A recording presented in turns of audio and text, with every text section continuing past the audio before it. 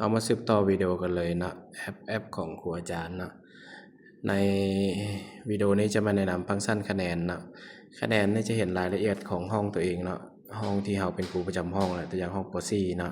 มีไผ่แดนะมี16คนนะจัดระดับที่ใดอย่างต่างๆนะเราก็เห็นได้หมดนะเราก็สามารถติ๊กเบิ่งรายละเอียดได้นะวันนี้เราก็สามารถเพิ่มไม่ได้เนาะ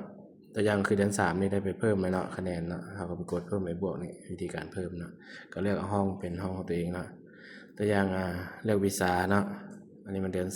3คือวิชาตัวอย่างว่าวิชาตัวใดที่ยังบ่ทันมีเนาะสมมุติภาษาลาวเนาะภาษาลาวเนาะบ่ได้ลงสมมุติว่าเลือกวันเดือน3เนาะภาษาลาวเนาะติ๊กเอาสมมุติว่าได้8 10 6 7 8ใส่จนครบเลยเนาะหลังจากป้อนข้อมูลเรียบร้อยแล้วก็บันทึกเนาะถือว่าถ้าว่าได้เลือกวิชาแล้วก็ใส่คะแนนแล้วก็กดบันทึกสำเร็จแล้วมันจะเห็นรายละเอียดของ